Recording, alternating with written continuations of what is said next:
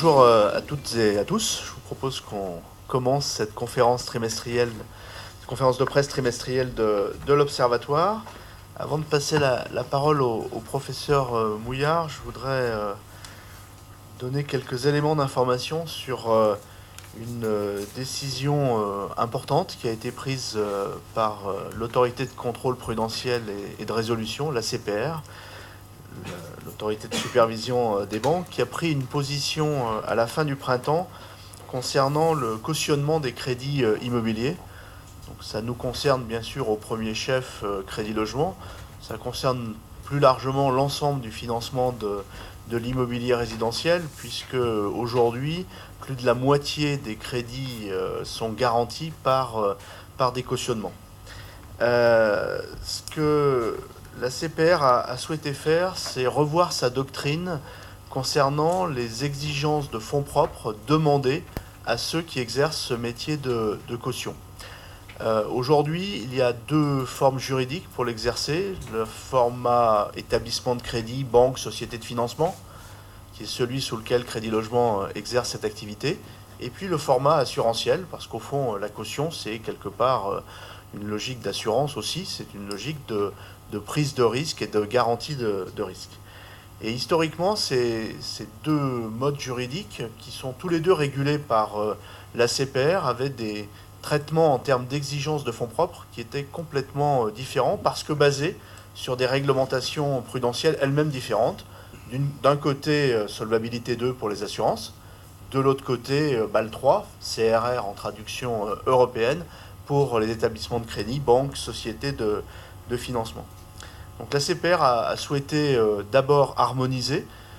sa doctrine entre banques et assurances, en considérant à juste titre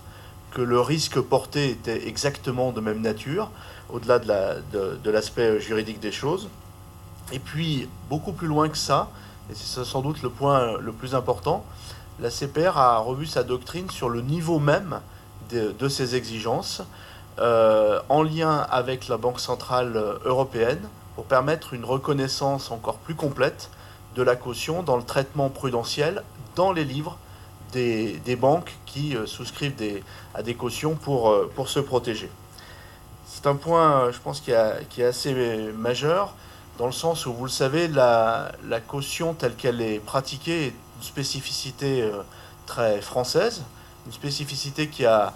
contribué largement à protéger le marché du financement de l'immobilier, qui est resté à l'écart des grandes crises qu'on a connues ces dernières années.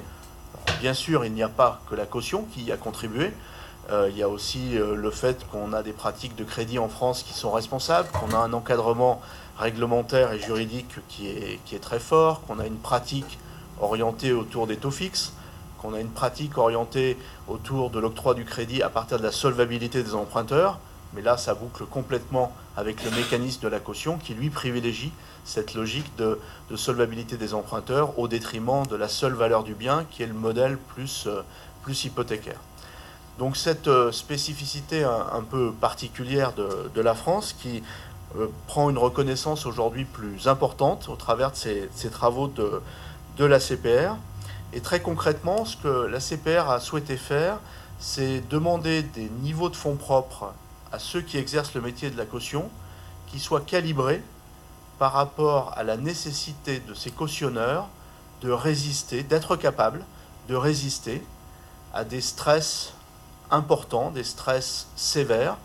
Et ces stress importants et ces stress sévères ont été calibrés à partir des fameux stress tests de l'EBA, stress test de la BCE, que les banques passent tous les 2 ans. Donc la CPR a demandé aux plus grands cautionneurs de la place, dont bien sûr Crédit Logement, de s'astreindre à passer elles-mêmes ces stress tests sans qu'on y soit obligé juridiquement, pour voir jusqu'à quel point on était capable d'y résister. Ils ont pu constater qu'on était largement capable d'y résister, et à partir de ces travaux sur nous et sur d'autres cautionneurs, ils ont établi donc cette nouvelle norme d'exigence de fonds propres commune aux assurances et aux banques, et qui a été fixée à 2%. C'est une norme très simple dans son écriture, une exigence de fonds propres minimale de 2% des encours qui sont effectivement cautionnés. Rédaction simple pour pouvoir s'adapter indifféremment au secteur de la banque et de l'assurance. Et donc ce niveau a été considéré comme suffisamment solide par la CPR pour être retenu et permettre aux banques, dans le cadre de dernier exercice de stress test, mais aussi dans le cadre des prochains exercices de stress test, de permettre aux banques de traiter favorablement les crédits immobiliers résidentiels cautionnés. Qu'est-ce que ça veut dire concrètement favorablement? C'est en fait de permettre aux banques de ne pas mettre dans leur stress test de stress sur la perte qu'elles pourraient avoir en cas de défaut sur leurs expositions sur les crédits cautionnés. Perte en cas de défaut, c'est LGD, en Loss Given Default. Et donc, c'est extrêmement important puisque, au fond, au travers de ça, on considère que si un crédit est cautionné par une société de caution suffisamment solide, c'est-à-dire qui respecte cette norme de 2%, alors au fond, s'il y a défaut, la banque n'encourra aucune perte particulière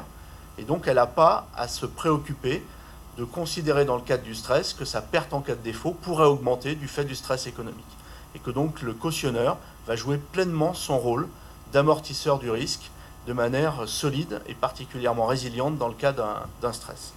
Donc c'est extrêmement important parce que ça permet aux banques donc d'avoir un traitement favorable mais complètement documenté, reconnu par la Banque centrale européenne. Et donc c'est clairement une nouvelle fois une forme de reconnaissance supplémentaire de ce modèle de la caution au travers de ce traitement favorable et clairement harmonisé. Et au-delà, c'est même pour Crédit Logement une reconnaissance particulière, puisque dans ce cadre de ces nouvelles exigences de fonds propres à 2%, donc ce nouveau pilier 2, pour parler dans le jargon bancaire, le Crédit Logement a été amené à avoir une nouvelle exigence donc, qui est inférieure à ce qu'elle était précédemment. C'est-à-dire que le superviseur nous demande au final moins de fonds propres pour exercer notre activité que ce qu'il nous demandait précédemment, considérant qu'avec le niveau nouveau qu'il nous demande, nous sommes de toute façon suffisamment solides pour résister à ces stress tests. Voilà, donc je voulais revenir là-dessus parce que ça me paraît être un point tout à fait majeur, bien sûr pour Crédit Logement en tant que tel, plus largement pour tous ceux qui pratiquent la caution, qu'ils soient banques ou assureurs, mais bien au-delà sur la reconnaissance du modèle français du financement de l'immobilier qui fait une part importante au cautionnement et donc derrière ça à une prééminence de l'analyse de la solvabilité pour octroyer les crédits aux particuliers dans le cadre du financement immobilier résidentiel. Et même au-delà de ça, la CPR a communiqué officiellement sur quelque chose dont nous avions entendu parler, qui est qu'aujourd'hui, dans les travaux de finalisation de BAL 3, ou ce que certains appellent BAL 4, qui ont du mal, ces travaux, à aller vraiment au bout et qui achoppent, vous le savez, sur cette fameuse question de la output floor. Dans ces travaux, il n'y a pas que le floor, il y a aussi beaucoup d'autres choses. Et il y a notamment un point qui nous concerne de manière très particulière, qui est le fait que BAL envisage très sérieusement de considérer une assimilation